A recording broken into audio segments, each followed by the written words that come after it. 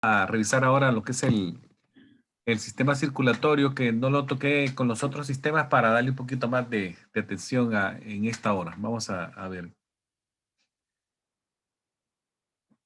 Obviamente tiene que ver con lo que es la flebotomía de una manera muy importante. Bueno, vamos lo que el sistema circulatorio, también lo conocemos como el sistema cardiovascular. Nombre, corazón, vasos, cardiovascular. La función es circular o mover sangre a través del cuerpo por estas autopistas, por así decir, que son las venas y arterias. Y el propósito es mantener a nuestro cuerpo funcionando, ya que a través de la sangre se mueven muchas cosas, entre ellas oxígeno, se moviliza dióxido de carbono, nutrientes, la defensa de nuestro cuerpo, los glóbulos blancos, anticuerpos, hormonas, también que es parte del sistema endocrino, van en este grupo de sustancias que se mueven a través de la sangre. Entonces, esa es la función del sistema, movilizar sangre al cuerpo, durante el día en el cuerpo.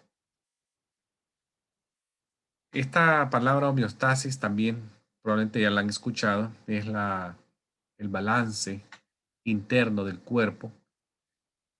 De esta manera se logra llevar una vida, digamos, normal. Cualquier movimiento hacia abajo o hacia arriba de cualquiera de las funciones del cuerpo no es bueno, ya que si está muy acelerado, no es bueno y si está muy lento tampoco. Entonces, debe haber un balance y eso es la homeostasis. El sistema cardiovascular funciona también ayudando a esta homeostasis durante el día. Lo hace llevando nutrientes, ya los mencionamos al principio de la hora anterior, que hablamos de las biomoléculas, que mencionamos a los ácidos nucleicos,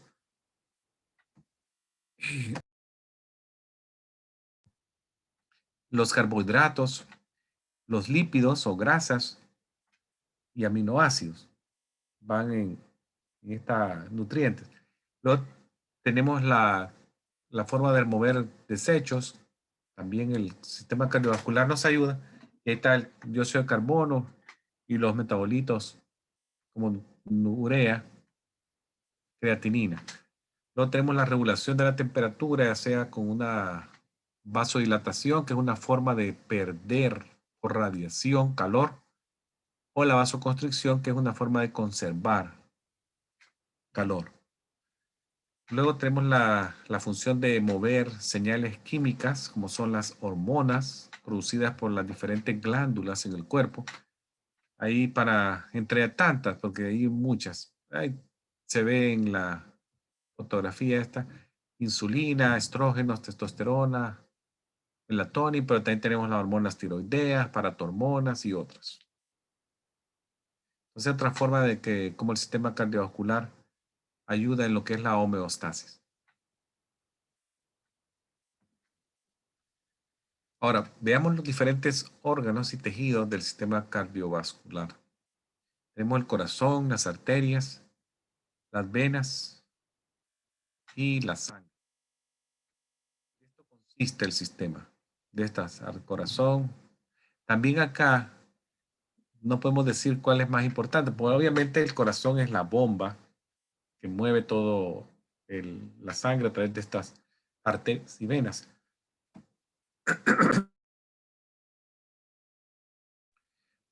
Pero no podemos quitar uno o poner uno sobre el otro.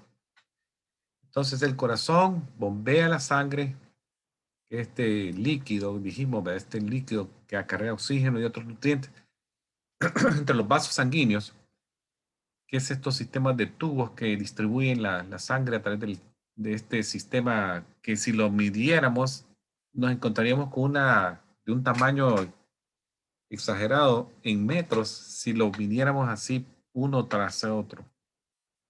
Entonces, veamos el corazón, que es uno de los importantes.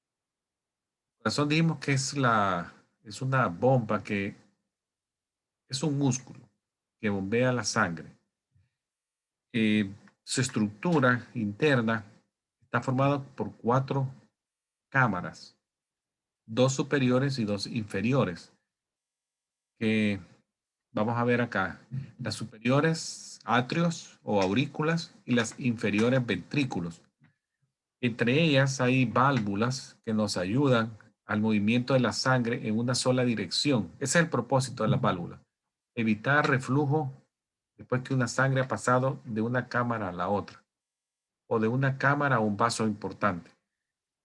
Sin embargo, en algunas ocasiones, vamos a ver más adelante, esta condición se rompe, ya que ya sea por una insuficiencia o una disminución del calibre, una estenosis, estas válvulas no logran su objetivo, que era eso, facilitar el flujo en una sola dirección.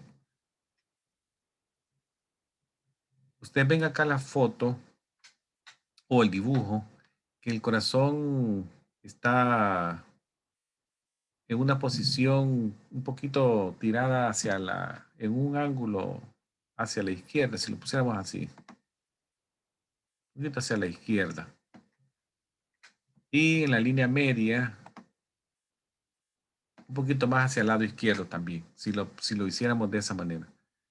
Entonces, la forma del corazón es una forma cónica, un órgano en forma de cono, y está situado hacia la izquierda, en su mayoría hacia la izquierda, en la cavidad torácica.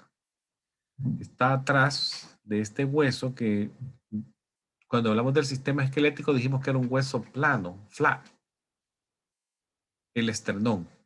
Está por atrás de él y ubicado en una zona de la cavidad torácica que conocemos como mediastino. Él está apoyado, si ustedes ven acá, sobre el diafragma. Acá está apoyado. Descansa sobre él. Está, dijimos, un poquito a orientación de izquierda y su punta o la ápice o apex tiene esa orientación también hacia el lado izquierdo. Si lo vemos desde la parte anterior o ventral. Podemos decir que relativamente es un órgano pequeño. Generalmente podría pesar entre 250 a 300 gramos. Es más o menos, un poquito menos de 1 libra en peso. Un órgano pequeño. Acá vemos la ubicación también. Esta zona de la punta es el ápice. Y en la radiografía, una imagen del tórax, en una placa de tórax, van a ver que por ser el corazón más denso, se dibuja de una forma blanquecina. Vemos la silueta acá de él, acá dibujada. Y en la parte superior acá vemos el callado de la aorta, un engrosamiento ahí. Y en esta imagen se logra ver la penetración también superpuesta en la parte posterior de la que es la imagen de las vértebras. Un poquito más radiolúcidos, vemos acá los pulmones que están llenos de aire, se ven un poquito más oscuros y logramos también visualizar lo que son las costillas de atrás viniendo hacia adelante y acá haciendo la angulación hacia adelante acá. Así. Entonces, vemos también otra característica, que si en esta línea amarilla que la hice yo, que es la línea clavicular media, ven ustedes que el ápice del corazón no llega ni siquiera a esa zona. Pero en algunos casos de insuficiencia cardíaca, el corazón podría aumentar de tamaño y llegar hasta esa línea y sobrepasarla. Entonces ya sería como un crecimiento del tamaño del corazón que en terminología médica se conoce como cardiomegalia, que es un crecimiento del corazón por una dilatación de sus cámaras y también como estiramiento de las células musculares cardíacas. Veamos un poquito del interior. Si cruzáramos el corazón cortáramos de arriba para abajo, hiciéramos un corte medio, logramos ver las cámaras muy bien. Y en este dibujo se logra ver esa imagen. Y acá se hace un zoom de esta zona de la pared. Entonces logramos ver acá que el corazón tiene tres capas. La capa más externa, que es el pericardio, que es la que rodea el corazón, es gruesa. Sin embargo, en la fotografía, en este dibujo, comparado al miocardio, se ve no tan gruesa, pero sí es, tal vez no gruesa así en grosor, pero sí resistente, muy resistente. Y es la que le provee la protección al corazón y además le provee como un soporte, como que el calcetín en el pie, digamos, por así. Le da el que le mantiene la forma con esa, porque es fibroso. El pericardio es fibroso y el que está adherido al miometrio tiene el nombre, se conoce como pericardio visceral. Y el que está adherido a la, que es la caja torácica, se conoce como pericardio parietal. Entre ellos existe una separación bien mínima, casi de 1.5 milímetros entre ambos, pero es la zona donde se secreta un fluido conocido como fluido pericárdico, que es un tipo de lubricante que hace que las dos hojas, la parietal y la visceral pericárdica, se muevan de una manera suave y sin fricción. Y esto permite que el corazón, durante ese movimiento de contracción de sístole y diástole, donde está bombeando sangre, se haga sin dolor, o sea, uno no siente dolor, excepto hay situaciones donde esta zona se puede llenar de aire, se puede llenar de sangre, se puede llenar de pus. Ya son condiciones anormales que pueden pasar. En ese caso, o también se puede inflamar, ¿ya? Y doler. La fricción esa produce dolor y es un síntoma bien doloroso para los pacientes. Entonces, veamos esas dos situaciones acá, la visceral y la parietal. Ahora, veamos la otra zona del corazón, que es la zona media, el miocardio. Esta porción es la mayor, si la comparáramos con las otras dos, que sería el pericardio y el endocardio, que todavía no he hablado de él. El miocardio es la zona media, pero es bien importante en su grosor.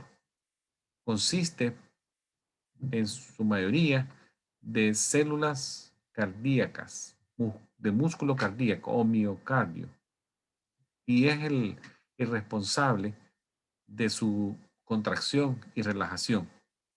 Estas fibras o estas células musculares están unidas entre ellas por estas zonas de unión que se llaman discos intercalados. Son estructuras que unen fibras vecinas de una manera bien firme, bien pegadas, y tienen la unión conocida como gap junction, que es la unión de espacio, porque gap quiere decir espacio, hueco. Es una unión pero muy fuerte. Entonces esta unión, además de tener esta gap junction, también existe otra que se conoce como desmosoma, que es otro tipo de unión de células. Esta gap junction tiene la característica que ayuda a que las contracciones de estas miocardios sean simultáneas y el paso del estímulo es bien rápido entre una célula cardíaca hacia la otra. Ahora, el endocardio, que es la célula más, la zona de la capa más interna, esta tiene relación con las cámaras y también con las válvulas. Entonces, proveen protección interna, así como el pericardio provee protección externa, el endocardio provee protección interna a las válvulas y a las cámaras. Entiéndase ahí ventrículos y atrios. Acá podemos ver otras vistas de algo que ya lo expliqué. Pues básicamente acá vemos el pericardio que es fibroso, fuerte, protege el corazón por fuera. Está localizado en el mediastino. ¿Ah? Y si ustedes ven, tiene relación, está a la par de los pulmones. Luego el endocardio acá protege la parte interna y tiene relación con las válvulas y las cámaras. Y se logran ver las diferentes capas. Entonces veamos el corazón como bomba doble. Entonces, el corazón se conoce como una doble bomba. El lado derecho recibe y el lado izquierdo envía al cuerpo. Y lo que envían son sangres oxigenadas y el otro recibe sangre con poco oxígeno y con mucho dióxido de carbono. Y la acción mecánica de esta bomba es movilizar la sangre en el cuerpo. Entonces, veamos cómo lo hace. Bueno, lo hace, por ejemplo, la sangre la saca a través de esta arteria grande que se conoce como aorta y la recibe a través de dos venas del lado derecho que son la vena cava inferior y la vena cava superior. Son venas bien de gran calibre, al igual que la arteria aorta que es una arteria de gran calibre. Ya habíamos dicho que hay válvulas entre las cámaras y también entre las cámaras y los grandes vasos. Por ejemplo, entre el atrio derecho y el ventrículo derecho tenemos las válvulas que se conocen como atrioventriculares, pero también tienen nombres propios. La del lado derecho se conoce como válvula tricuspidia y luego tenemos la otra válvula que se conoce como válvula mitral, que está al lado izquierdo. Entonces, estas válvulas lo que hacen es prevenir el reflujo y permiten el paso de la sangre en una sola dirección, en un solo camino. Ahora, tenemos otras válvulas que reciben el nombre del vaso donde ellas mueven la sangre. Por ejemplo, en el lado derecho del ventrículo derecho, la sangre pasa a, la, a la arteria pulmonar y la válvula se conoce como válvula pulmonar. Y del lado izquierdo, del ventrículo izquierdo, la sangre pasa a la aorta y la válvula ahí se llama válvula aórtica. Entonces, tienen la misma función que las otras, prevenir reflujo y mantener el flujo en una dirección y excepto tengan alguna anomalía, ya sea insuficiencia o estenosis, es que ellas no cumplen este objetivo de prevenir el reflujo. Caso contrario, se desenvuelven de 100% satisfactorio. Muchas personas en algún momento de su vida podrían que por una enfermedad o algún medicamento ser sujetos a que estas válvulas se deterioren y ya no funcionen. Entonces se forma una anomalía que voy a hablar de ella, cuál es. Acá vemos nuevamente las válvulas, la tricuspidia, la pulmonar. Del lado izquierdo tenemos la mitral y la aórtica, las válvulas. Si ustedes ven, estas válvulas se cierran herméticas. Tiene que ser un cerrado hermético, no producir reflujo para nada. O sea, estas hojas acá se cierran, no dejan regresar nada. Y cuando se abren, la apertura es máxima, pero se pueden eh, ser pequeñas o estenosis o no cerrarse bien y permitir reflujo, entonces ya sería una insuficiencia. Ya les voy a mostrar un diagrama de eso. Ahora, veamos cómo la sangre se mueve en el corazón. Es bien importante conocerlo. Yo les puse acá el número para que vemos la secuencia del 1, 2, 3, 4, 5, 6, 7. Vamos a empezar en el 1. ¿Cómo llegara? ¿Cómo llega? Digamos que un glóbulo rojo, yo lo marco con una sustancia radiactiva y lo sigo. Puede ser que llegue en la vena cava superior o que llegue a través de la inferior, no importa. Pero van a ver que llega al atrio derecho. Y ahí pasa acá el número 3, ventrículo derecho, luego se mueve a la pulmonar 4 y de ahí al pulmón 5.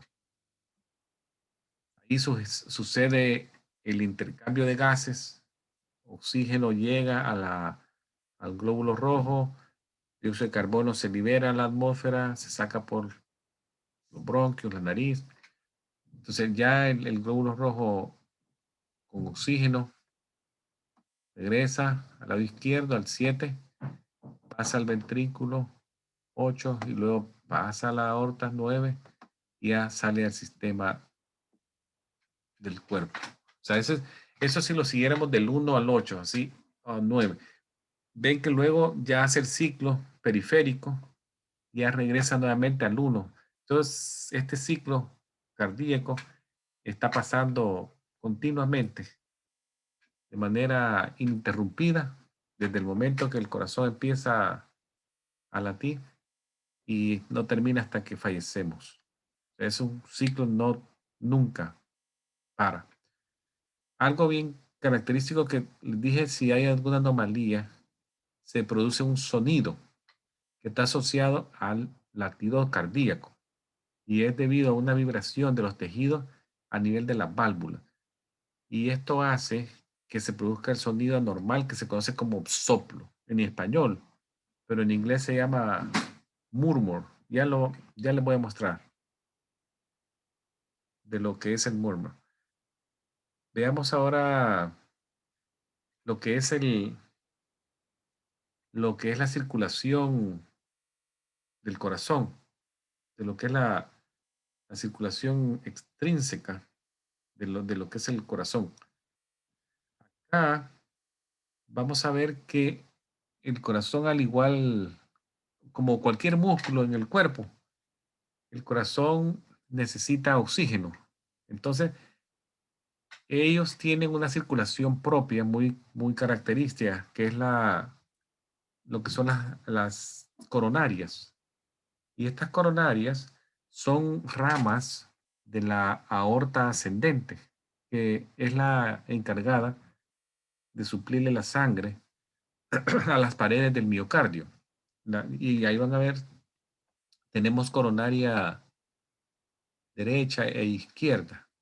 Entonces, después que la sangre pasa a las coronarias y logra su objetivo, que es oxigenar al músculo, también tiene un retorno que lo hace a través de un sistema venoso. O sea que la sangre pasa a través de capilares en el miocardio y pasa al sistema de venas coronarias y retorna. Entonces, la mayoría de venas cardíacas drenan al seno coronario, que acá está en el lado derecho, acá está, coronary sinus.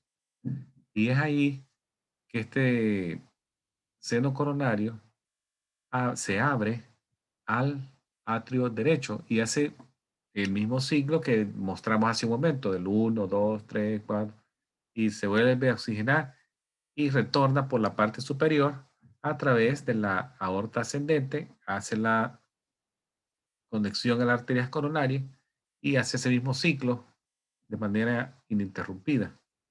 Esa es la circulación coronaria.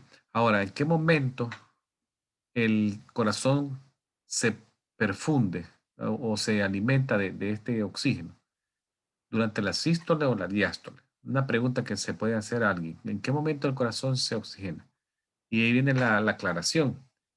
Y es que porque los vasos se mueven a través del miocardio durante la contracción, esta sístole, durante la contracción o sístole, las ramificaciones arteriales de esta coronaria se comprimen y esto previene la perfusión del músculo miocárdico. Entonces, es por eso que la perfusión coronaria ocurre durante la diástole, durante la relajación, en vez de la sístole. Entonces, es tan bueno saber eso, que la perfusión coronaria es durante la diástole y no como otras áreas que durante la sístole. Acá están otras vistas de las coronarias. Acá está la coronaria izquierda, coronaria derecha. Como ustedes pueden ver, ellas tienen una topografía bien definida, las áreas que ellas suplen. La coronaria izquierda contra la coronaria derecha. La coronaria derecha más un poco anterior derecho y posterior, la zona que ellas perfunden.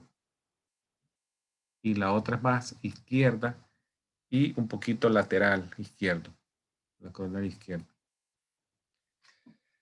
Ahora vemos la parte de las arterias y venas que también son componentes del sistema cardiovascular. En este caso tenemos las arterias, por ejemplo, son las encargadas de llevar la sangre del corazón al sistema, al cuerpo, del corazón hacia afuera. Las paredes de estas arterias, si ustedes ven, son tres capas. Son tres capas que están ahí.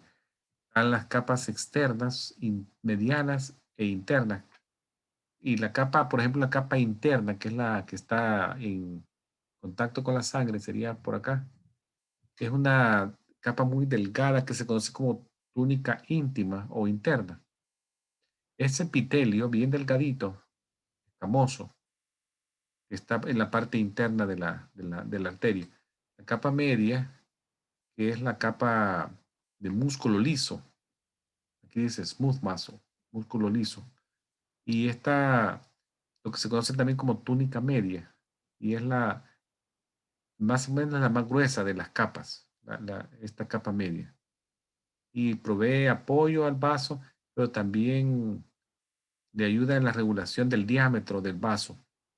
Es por ello que se pueden dilatar o constricción, dilatación o constricción. Y esto hace cambio en las presiones del vaso, de la arteria.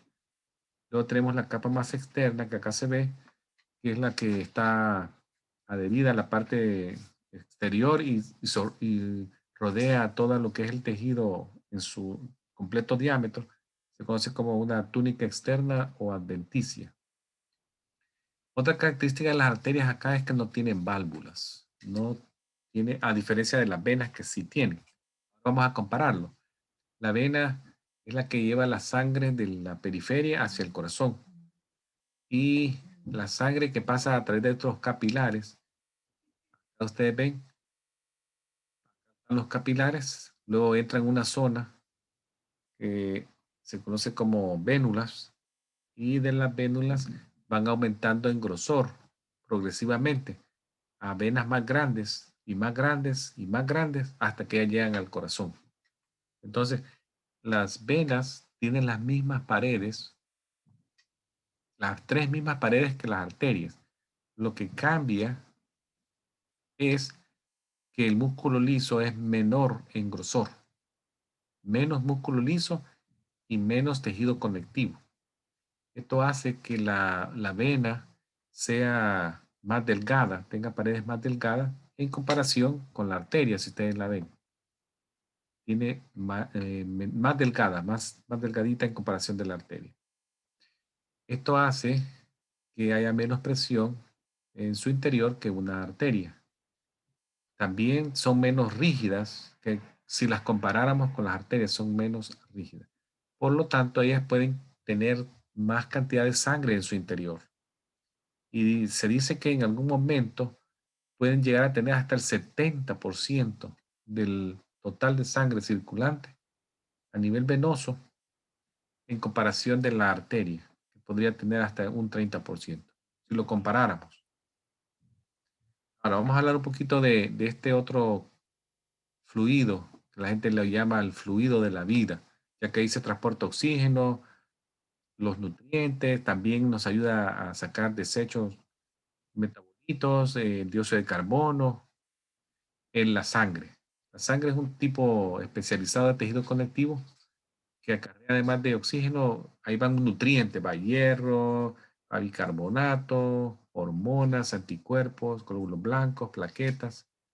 Es un líquido que lleva básicamente de todo, pero lo llaman como fluido, además de la vida, que ya dije por qué, también el fluido de la salud, porque en ellos también va la forma de que nuestro cuerpo combate enfermedades.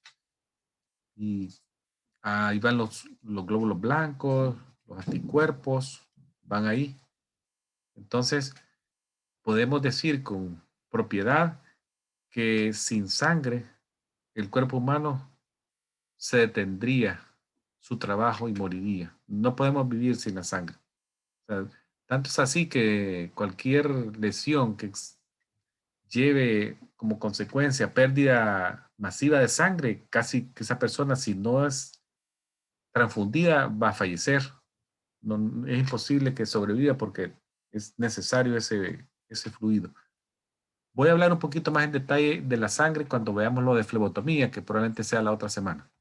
Veamos algunas situaciones que nadie quiere tener. Todo el mundo quiere el corazón como está latiendo en este momento ahí frente a ustedes. Pero no siempre es así. Hay algunas veces que podría haber hipertensión. Es cuando la sangre se mueve a través de vasos a gran presión en comparación con la normal. Es un asesino silencioso, lo llaman porque a veces no da síntomas tarde. Entonces puede llevar como resultado tener un infarto, un derrame, un stroke o una falla renal crónica. Entonces se describe como una presión sistólica arriba de 140 o una diastólica arriba de 90. Así que los tratamientos son médicos. No voy a hablar de tratamiento, pero el tratamiento es médico, ya sea el cardiólogo o el internista. Las causas también son multisistémicas, ahí va de muchas causas. Uso de droga, obesidad, cigarrillo, desórdenes endocrinos, algunos embarazos producen hipertensión, las eclampsias, preeclampsias. Entonces tiene muchas causas de que lo producen. Acá les pongo, imagínense esta persona que se está midiendo aquí la presión, dice 203 sobre 114. Si ustedes ven esta tablita, cualquier cosa arriba de 40 dijimos, y esta persona se pasó del 190. Y de la diastólica, 114 también acá. O sea, sería una presión. Ahora, ¿qué más puede fallar? El ritmo. El ritmo puede ser que sea rápido, que sea lento. Si es rápido, es taquicardia. Si es lento, es bradicardia. Si es rápido, arriba de 100 ya se considera taquicardia. Si es menos de 60, bradicardia. Puede haber también trastorno en el ritmo, que lo vamos a ver en la clase de electrocardiograma. No voy a entrar ahora en detalle. Otra cosa que podría ir mal es la llegada de oxígeno cardíaco.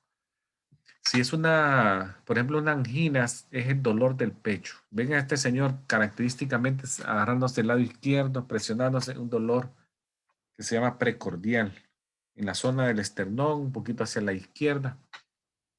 Muchas veces en la angina puede ser solamente una deprivación de oxígeno, esfuerzo, durante un esfuerzo. Puede ser que la situación no sea inminente de muerte, pero sea un aviso para que algo se tenga que hacer y tratarse. Muchas veces la angina está asociada a enfermedades de las coronarias, que están ya disminuyendo su grosor y la sangre que pasa es muy poca, ya sea por acumulación de tejido graso adentro, placas, y también hay que tomarlo en cuenta para tratar. Se ve una forma de diagnosticar lo que son estas angiografías coronarias, que dan diagnóstico cuando hay alguna disminución en el calibre de la coronaria en algún sitio. Se pueden tratar ya sea con angioplastías o colocaciones de unos aparatitos que se llaman stent, que dilatan el vaso. El ataque al corazón o infarto al miocardio o miocardio infarto más severo. En este caso ya no es deprivación, sino ya es muerte celular por una deprivación más sostenida y sin tratamiento. El tejido aquí ya muere y ya es irreversible. Y ya una vez se haya infartado una zona del corazón, la persona puede ser que no muera, pero la zona ya no se recupera. Es distinto al dolor previo con angina que si era reversible. Entonces acá se puede obstruir el vaso coronario y el calibre sea mucho menor de un 25-20% y sea necesario colocar después un stent. Otra cosa que puede ir mal en el sistema cardiovascular es que se haga como que fuera un globito o un aneurisma. El vaso sanguíneo se dilata las paredes y se forma un globito que tarde o temprano se puede romper.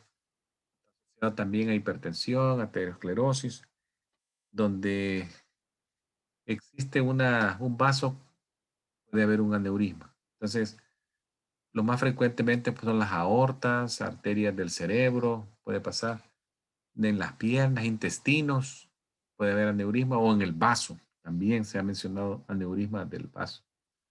Entonces, muchas veces también son silenciosos. Algunas personas no saben que tienen un aneurisma cerebral hasta que alguien se hizo una tomografía por otra cosa y le sale el aneurisma. O un aneurisma de la aorta abdominal, también nadie sabía. Y cuando le hicieron un ultrasonido, tal vez por la vesícula que tenía dolor, y ahí le diagnostican que tiene un aneurisma aórtico abdominal que es bien ligado a muerte, porque si llega a romperse en esa zona, el sangrado en un minuto, la persona fallece. Entonces los tratamientos son muchas veces cirugías o colocaciones también de endograft, que ahora se está haciendo ya endovascular. Enfermedades también de las capas del corazón, es muy frecuente y ve la terminación ahí itis, puede ser una pericarditis, si es la más externa, la media miocarditis y la intermedia endocarditis. Muchas de ellas están asociadas también a causas como virales, bacterianas y los síntomas son debilidad, dolor en la zona del miocardio, dificultad respiratoria, o sea, hay muchas causas y muchos síntomas. Ahora, otra que puede ir mal en el corazón, que el corazón deje de funcionar como debe, que sería la insuficiencia cardíaca. El corazón pierde su función de bomba. Básicamente, se dilata, crece. Los tratamientos pueden ir desde medicamentosos hasta un trasplante del corazón, que es como lo ideal, ¿verdad? Pero nadie también logra un corazón tan rápido. Hay una lista de espera grandísima. Si ustedes ven acá en esta silueta del lado derecho, corazón, habíamos dicho que casi nunca pasan de la línea clavicular media, pero en este caso izquierdo sí pasó. Entonces ya hay un crecimiento, una cardiomegalia, que la silueta puede llegar hasta el reborde costal izquierdo por aumento en el tamaño. Entonces, las causas también son multifactoriales, que no las vamos a discutir esta noche. Los síntomas pueden ser dificultad respiratoria, eh, aumento de las venas en el cuello, edemas o que se hinchen las piernas por retención de fluido. El abdomen también crece en diámetro. La persona se vuelve con un latido rápido, irregular, experimenta mareos y los tratamientos son medicamentosos. Ya lo dijimos. Ahora, el murmur o soplo, otra está asociado, dijimos, a las válvulas, ya sea que no se cierren bien por insuficiencia o que no se abran bien por estenosis. Ese sonido es característico, soplos, también las causas son multifactoriales y los tratamientos casi siempre pueden ser medicamentosos o reemplazar la válvula por cirugía. Actualmente ya se pueden reemplazar válvulas, pero algunas de ellas están asociadas a una mortalidad arriba del 80%. La tricuspidia, por ejemplo, tiene una mortalidad bien alta, al igual que la aórtica, pero la gente lo hace. Algunos sobreviven, pero sí están ligados ahora a mucha mortalidad. En el postquirúrgico inmediato, acá está la estenosis y las insuficiencias. Otra cosa es que se inflame una vena, como se conoce como tromboflebitis. Se ve más que todo en las piernas. Y te ven acá una zona roja, caliente, dolorosa en la persona. El riesgo es que se vaya a desprender algún trombo de esa zona y se vaya a un lugar más superior y provocar un stroke, un accidente cerebrovascular. Entonces, el tratamiento podría ser antibióticos, anticoagular. Ahora ya ponen filtros, también ponen filtros en las venas para que puedan detener el trombo que vaya hacia arriba antes de que llegue al corazón y que de ahí se envíe a una parte superior. Ahora tenemos otra cosa, las varices, que son venas dilatadas. Si están en las piernas, son venas varicosas. Si están en la zona del recto, puede llamarse hemorroides. Básicamente es lo mismo, dilatación de una vena tortuosa. Y los tratamientos pueden ir también en cirugía, como última instancia. Pueden ir de un grado 1, grado 2, grado 3 y grado 4, cuando ya ven úlceras varicosas, ya ven como pigmentaciones en las piernas, como tatuajes de hierro, de hemosiderina que viene de la hemoglobina. Entonces, los tratamientos pueden ser medicamentosos al principio o escleroterapia, inyectar una vena, o como en este caso, miren, le hicieron cirugía, retiraron la safena mayor, varicosos de la pierna y quedó un resultado bastante estético. No se nota mucho, satisfactorio. No queda como la pierna como uno la tenía a los 15 años, pero la persona logra quitarse esa tortuosidad que se ve acá, que no es muy estético. Se logra un resultado bastante satisfactorio. Bueno, entonces llegaremos acá esta noche. No sé si tienen alguna pregunta. ¿Alguna pregunta o inquietud de ustedes, Cristi, Ernesto, sobre lo expresado por el profesor Baños?